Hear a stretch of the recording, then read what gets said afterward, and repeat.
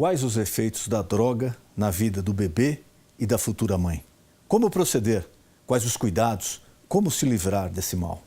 O nosso convidado de hoje é Eldi Lobo, ele é psiquiatra forense. Daqui a pouquinho, no Ponto de Equilíbrio.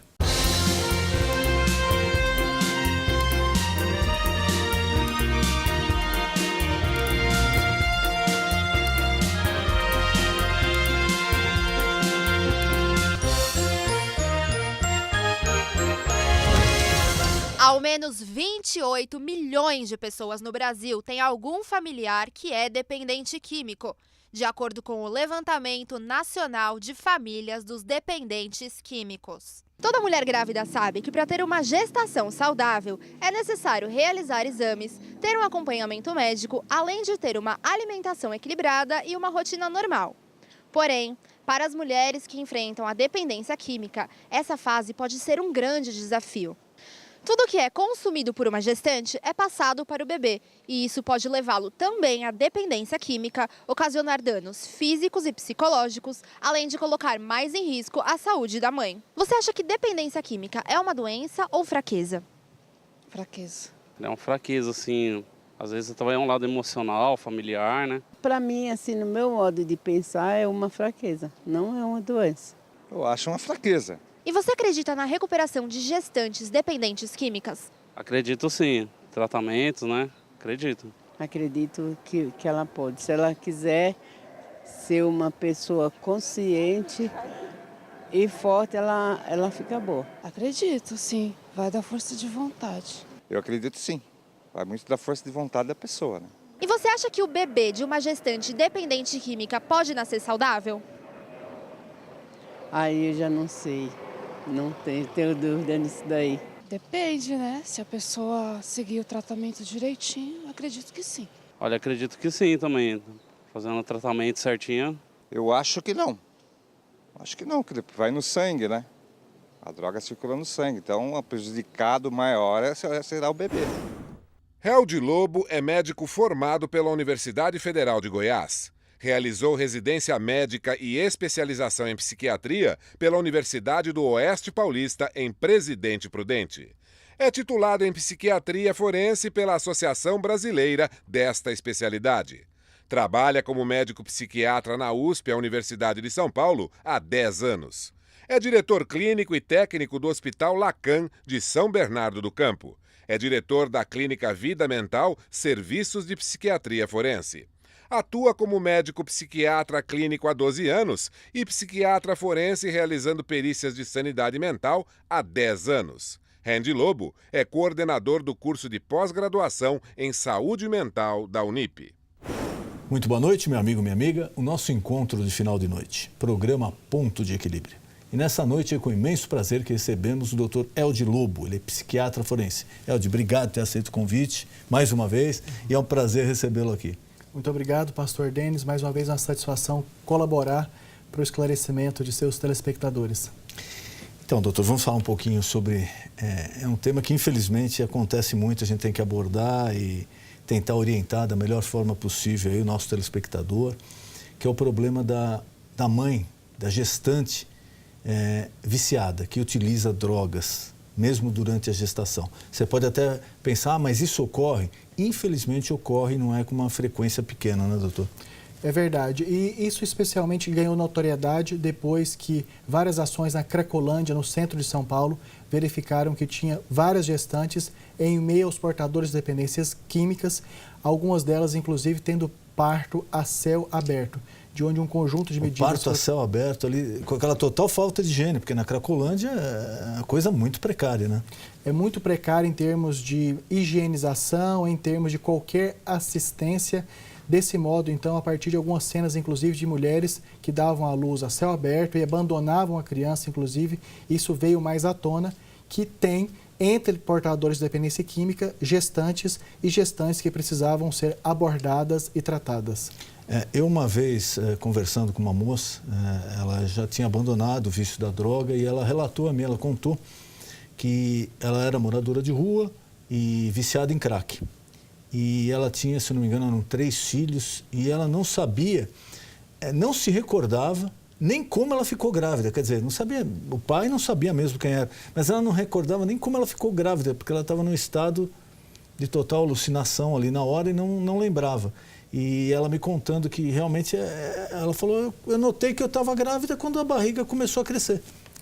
É assim, as relações sexuais promíscuas, elas podem ser tanto em função da prostituição, ou seja, de relações sexuais com o objetivo de ter recursos financeiros para a compra da droga, como também a própria droga leva a um nível de desorganização e de incapacidade de compreender a realidade e de dar-se proteção, de modo que algumas mulheres realmente ficam grávidas mais de uma vez, muitas delas sem saber nenhuma das vezes quem é o pai. Por exemplo, no Hospital Leonor Mendes de Barros, que é um hospital maternidade de referência em São Paulo, muitas e muitas destas mulheres dependentes químicas dão à luz e que têm a intervenção da justiça no sentido de não permitir que essas mães continuem com seus filhos, que possam ser, através da justiça, levadas para locais mais seguros, onde possam ter a continuidade do tratamento da saúde desses bebês. Mas o senhor me falou uma coisa que realmente, nós como ser humano, né, a gente tem que repensar algumas coisas, porque é o nosso semelhante que está lá. É inconcebível, pelo menos para nós. O senhor falou que a mãe, na Cracolândia, ela chegou a dar luz na Cracolândia e abandonou o bebê lá na própria Cracolândia. De maneira imediata. Temos, inclusive, algumas cenas de situações como essa e que outra cena que os próprios dependentes químicos fizeram o parto ali, ou seja, que retiraram o bebê, a placenta, cortaram nas condições de absoluta falta de higiene. Ou seja, infelizmente isso ainda acontece e felizmente que já existem programas que fazem esse acolhimento de gestantes a partir do momento que tenham dependência química, que possam ser tratadas para viverem abstinência. Porque as drogas, tanto as lícitas como o álcool, como as ilícitas como maconha, cocaína e crack, elas atravessam a placenta, a barreira placentária, chegam ao útero, chegam ao feto. Ou seja, tanto o álcool como drogas, quando são usados pela gestante, chegam até o feto. Ou seja, geralmente, 3% das crianças, de maneira geral, nascem com algum nível de deficiência. Quando a mãe é usuária de drogas, esse risco de deficiência, tanto física como mental, como funcional, é bem maior do que 3%. Por isso que mulher gestante dependente química deve ser tratada de preferência na forma de internação. O senhor falou a respeito desses programas. Para a pessoa que conhece alguém ou que de repente está nos assistindo agora e está passando por um problema como esse e quer se livrar disso ou quer procurar uma alternativa, quais são esses tratamentos ou quais são as opções que ela encontra hoje? Na cidade de São Paulo, o local referência é o CRATOD, é o Centro de Referência de Álcool, Tabaco e Outras Drogas. Nas capitais, de maneira geral, a busca deve ser pelos hospitais universitários, especificamente Hospital Universitário especializado em psiquiatria. E, logicamente, que, em sendo psiquiatra, o meu foco é o tratamento para a dependência química. Lembrando que todas essas gestantes portadoras de dependência química, elas devem, nas respectivas maternidades, serem tratadas como gestantes de alto risco, até por esse maior risco de seus fetos desenvolverem qualquer nível de deficiência, tanto física como mental. Então, em São Paulo, no centro, o CRATOD, e nas capitais, de maneira geral, os hospitais universitários. Infelizmente, nós tivemos que abordar esse assunto da Cracolândia, mas é um problema recorrente. É um problema recorrente. Nós já entrevistamos aqui autoridades municipais, estaduais, federais sobre a Cracolândia, sobre as atitudes, mas parece que muito se fala, mas pouco se faz. Ou que se faz não apareceu praticamente resultado prático quase nenhum. E nós esperamos aí que as nossas autoridades na área de saúde dêem um pouquinho mais de atenção a isso, né? Se envolvam mais com o problema, porque é a juventude que está lá, né? São meninas às vezes de 13, 14, 15 anos, praticamente ali jogadas, grávidas, deixando a criança, como o senhor falou lá, e jovens também, rapazes, a nossa juventude que está se perdendo, está se acabando nesse maldito vício do crack. Eu gostaria de pedir às autoridades um pouquinho mais de atenção para isso. Mas eu queria falar agora de um outro aspecto também. A droga, ela não atinge só o pobre, só o miserável, só o remediado, só o classe média ou rico. Ela atinge praticamente todas as... É uma praga, né, que vem devastando aí a população brasileira e mundial. Às vezes a moça está grávida. Ela tem uma casa, ela tem uma família, mas ela não consegue abandonar o vício ou da maconha, ou da cocaína, ou do crack, e ela já está grávida. Eu queria que o senhor passasse um pouquinho para conscientização também. Quais os problemas? Vamos até deixar a saúde da mãe agora um pouquinho de lado. É importante, vamos deixar de lado. Mas quais os problemas que ela está passando para o filho com esse procedimento? A dependência química pode fazer com que a criança nasça já com sintomas de abstinência, porque, como já dito, a parte da droga que a mulher, que é gestante, ou ingere, bebe, no caso do álcool, ou cheira, no caso da cocaína, ou injeta também, no caso da cocaína, então parte dessa droga vai chegar até o feto. Então, uma consequência imediata já é no nascimento. Algumas dessas crianças já nascem com sintomas de abstinência, ou seja, logo que tem o parto, já sentem fisicamente a falta da droga, como, por exemplo, alguns filhos de mães portadoras de dependência de álcool, que têm tremores, vômitos. A criança recém-nascida já apresenta o tremor? Já apresenta o tremor e, algumas vezes, inclusive, convulsão e até morte. E tem essas consequências imediatas após o parto.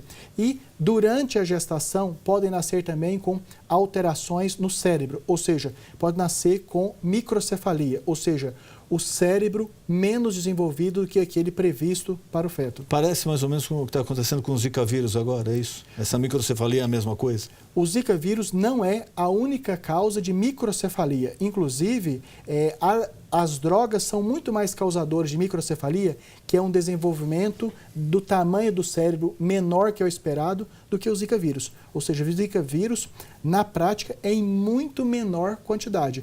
Mas é que está sendo mais falado porque trata-se do assunto, digamos, da moda.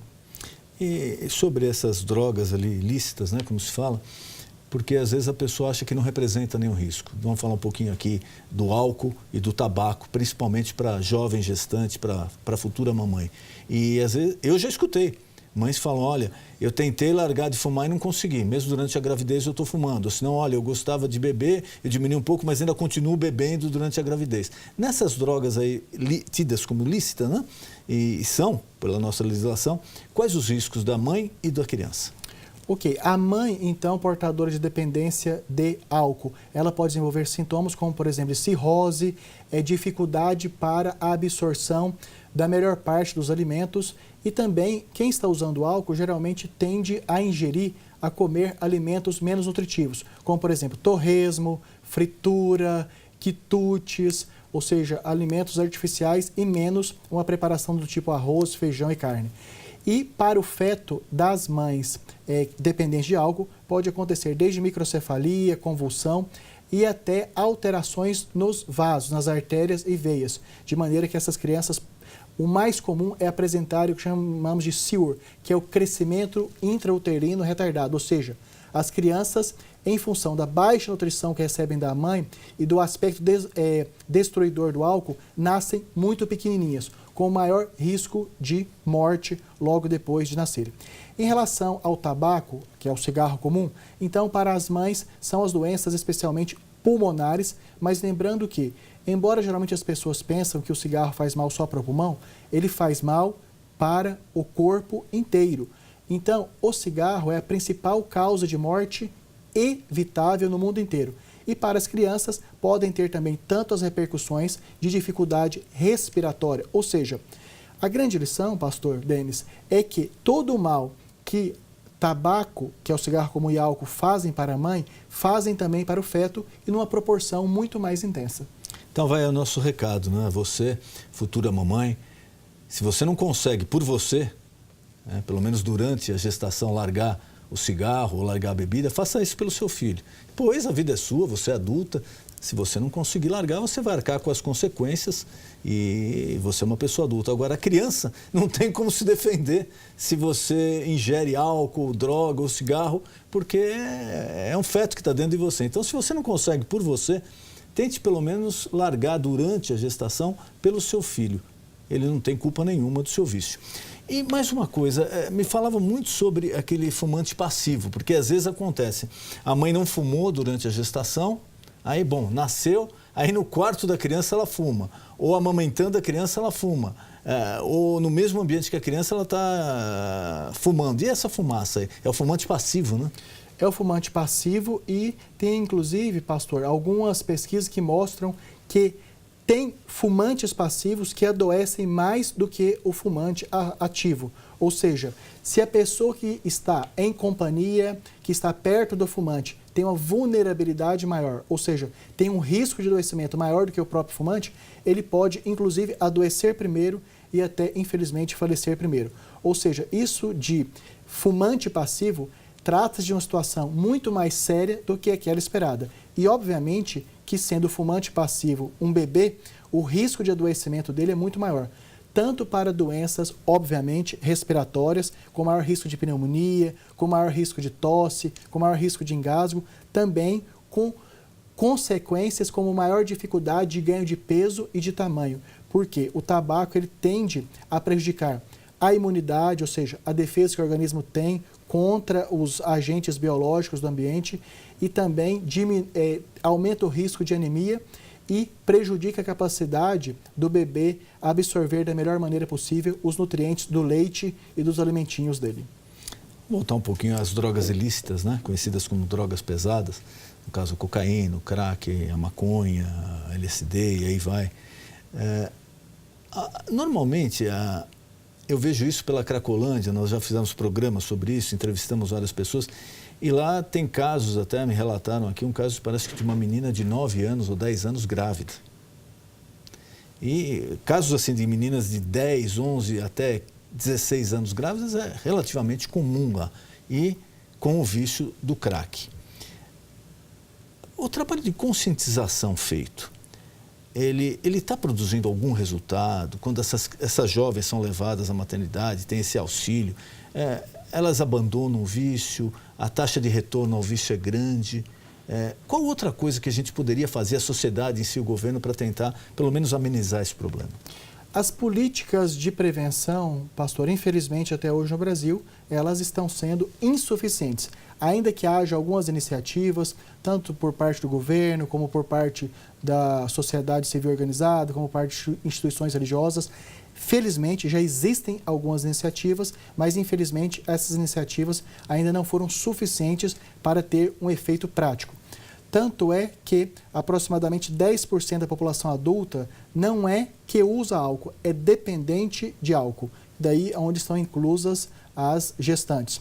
E aproximadamente 20% da população adulta não é que usa cigarro de vez em quando, cigarro comum, é dependente de cigarro. Desculpe, só para a gente passar aqui a diferença. O que é o usuário dependente? Como se mede isso? Como se diferencia?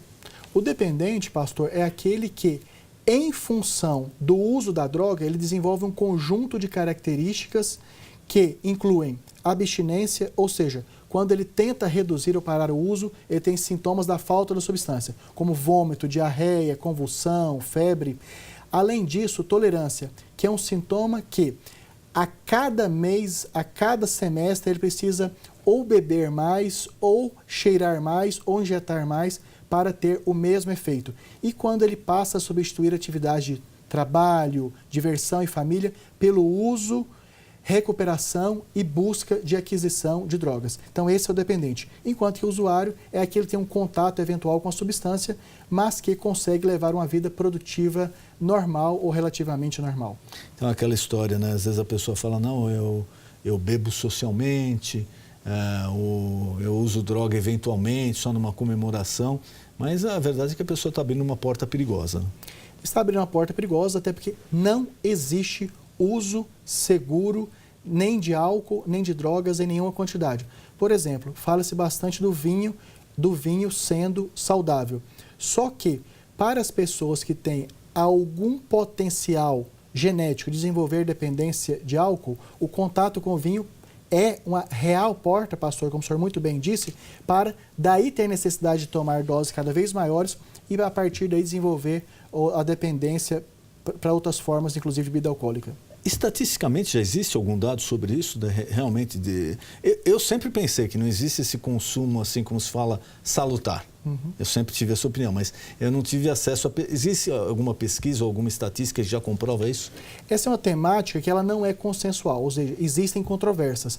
O que eu posso garantir é que se o álcool através do vinho tem um efeito benéfico, existem outras formas muito mais seguras de ter os elementos positivos que o álcool do vinho tem, que é o resveratrol, em outras formulações, em outros tipos de alimentos que não do álcool. Enfim, para tudo aquilo que diz que o vinho é saudável, existem outras maneiras de obter a mesma saúde ingerindo e alimentando outro tipo de substância que não uma derivada do álcool. E para a criança que teve a mãe com esse tipo de problema, enfrentou esse tipo de problema, não conseguiu abandonar o vício durante a gestação, nasceu e traz alguma sequela. Existem casos que a própria mãe já dá a criança em adoção, né? Já oferece em adoção e precisaria se começar o mais rápido possível um tratamento. Tanto acho que aí para a criança quanto para a mãe, mas como funciona isso? A partir do momento que a mãe fala, olha, realmente eu não tenho condição de ser mãe, ela já tem algum problema de saúde em função do meu vício, como se procede? Em relação às crianças que nascem com deficiência, existem as deficiências reabilitáveis, ou seja, que podem ser recuperadas, como, por exemplo, baixo peso. Felizmente, a maioria das vezes, a pediatria já tem condições de fazer essa recuperação. Existem outras alterações, como, por exemplo, diminuição da força muscular, diminuição da amplitude dos movimentos, que também é reabilitável, ou seja, é recuperável, é tratável. Já existem, infelizmente, algumas deficiências mais graves que, infelizmente, os cuidados serão de manutenção da vida, como, por exemplo, da microcefalia. Ou seja, a microcefalia, um desenvolvimento do cérebro de um tamanho muito pequeno, não tem como reabilitar, não tem como recuperar. O que se faz é fornecer uma qualidade de vida, mas que essa criança, muitas das vezes, na maioria das vezes, não vai ter condição de estudo, não vai ter condição de independência, precisando ser cuidada o resto da vida e muitas vezes falecendo muito cedo, muito precocemente, antes dos 30 anos. E o senhor, como psiquiatra, qual conselho o senhor daria a essa jovem que está numa situação dessa, está tentando largar e não consegue, ou fala que não consegue? Por onde ela... Sempre, eu acho que o muito importante é o primeiro passo em tudo, né? Você tem que tomar iniciativa. Ninguém vai fazer por você. Se você não tomar iniciativa, não existe governo, sociedade, não existe nada que vá fazer a sua parte. Qual a orientação que o senhor passa a essa jovem que sente vontade de largar, de se recuperar, mas não está conseguindo? Busque o tratamento. Busque o tratamento e, especialmente, essa orientação, pastor, além de ser para as pessoas que estão usando, muito mais importante para os seus familiares que não usam. Por quê? Porque a dependência química, ela distorce, ela atrapalha a capacidade daquele que está usando de diferenciar claramente entre o certo e o errado, entre o bom e o ruim, entre o saudável e o doentio. Portanto, essa recomendação minha é tanto para quem está usando e especialmente para os familiares que levem, que forcem o seu parente dependente químico à busca de um tratamento, que pode começar com um profissional de saúde como psicólogo, como nas unidades básicas de saúde, com o médico clínico geral, se for possível, com o médico psiquiatra especialista. E a dependência química trata-se de uma doença tão complexa que necessariamente nós buscamos também apoio dos grupos de ajuda mútua, como Alcoólicos Anônimos, Narcóticos Anônimos e especialmente o envolvimento também das instituições religiosas. Ou seja, a vinculação religiosa durante o tratamento é mais um meio de apoio para a resolução desse problema tão complexo. Não, sem dúvida. Inclusive, eu recebi aqui também pessoas especialistas na área que falaram, olha, o trabalho desenvolvido pelas igrejas nessa área é muito importante. E aí entenda-se, igreja evangélica, igreja católica, nós não estamos falando que é só no mundo evangélico que acontece a recuperação. É muito importante a pessoa ter esse amparo espiritual, ter essa vontade de ter um amparo espiritual, da importância do trabalho, lógico, desenvolvido pelos setores da sociedade, mas também pela igreja, pelas igrejas que fazem isso. Porque é muito cômodo você apontar o dedo, criticar, né, a pessoa, o usuário, mas o que de fato está se fazendo para recuperar esse jovem ou essa jovem? Realmente, e todos nós, tanto profissionais da saúde, como as pessoas que militam na causa por questão voluntária, como também ministros religiosos, A grande recomendação que nós fazemos é lidar com isso de maneira não preconceituosa, uma vez que já está reconhecido, não é nem por mim, nem pelo senhor, mas pela Organização Mundial de Saúde, que a dependência química não é falta de vergonha na cara. Trata-se de uma doença que, infelizmente, as estatísticas mostram que, em média, 1/3 das pessoas falecem, tanto de maneira direta, pelo uso da substância, como, por exemplo, quem usa cigarro comum, tendo um câncer de pulmão, como por consequência indireta, em função da violência que está permeada nesse meio. 1/3 das pessoas dependentes químicas ficam no vai e volta, ou seja, um período de recuperação, um período de uso, e felizmente 1/3 das pessoas recuperam-se plenamente. Então, o papel de todos nós, como ministros religiosos, formadores de opinião, profissionais da saúde, voluntários, é de conseguirmos aumentar para mais de 1/3 as pessoas que recuperam plenamente e diminuir bruscamente esse 1/3 que falece e esse 1/3 que fica em recaídas de períodos de recuperação e períodos de volta do uso. E para a mãe, essa jovem mãe que ela se recuperou, ela largou o vício, mas infelizmente ela já deu a criança em adoção, ou infelizmente às vezes a criança faleceu. É um sentimento que realmente a pessoa deve marcar muito a vida da pessoa, né? Porque ela indiretamente ela dispôs de uma outra vida, né? Existem daí, pastor, vários casos que nós conhecemos com desfechos muito variados, desde consequências mais graves de pessoas que, mesmo depois de recuperadas, em função do arrependimento, do constrangimento, de ter dado o filho, acabaram, infelizmente, suicidando, até casos de pessoas que, felizmente, já recuperadas, depois de 10 anos, adotaram outra criança, já que não teve mais contato com aquele filho biológico. Então, infelizmente, a gente tem consequências graves, como, por exemplo, de suicídio, e outras de até adoção. Então, temos os extremos. E no meio disso, casos muito variados, ou seja, de pessoas que tiveram um filho tirado para adoção compulsoriamente pelo juiz e que depois, num segundo momento, já casado, estruturado, frequentando uma instituição religiosa de maneira saudável, conseguiu ter novos filhos, cuidar desses numa composição de família tradicional. Então, os desfechos são os mais variados possíveis. E o nosso papel, mais uma vez, fica o desafio de aumentar o número de resultados positivos, o que é bastante difícil, mas se nós que acreditamos na causa, estamos trabalhando para tal. E você tem que acreditar. Se você está passando por um problema desse tipo, não aceite que a droga é mais forte que você, que a droga vai tirar seu filho, que a droga vai tirar sua vida. Não aceite. Lute, procure tratamento, procure orientação espiritual. Você pode vencer, mas você tem que dar o primeiro passo. A droga não é mais forte que você. Tenha isso em mente, não é mais forte que você. Só você pode reverter essa situação. Doutor, queria mais uma vez agradecer a sua presença novamente aqui e colocar à disposição algum tema que eu não perguntei, algum recado que você queira passar ao telespectador, por favor, fique à vontade.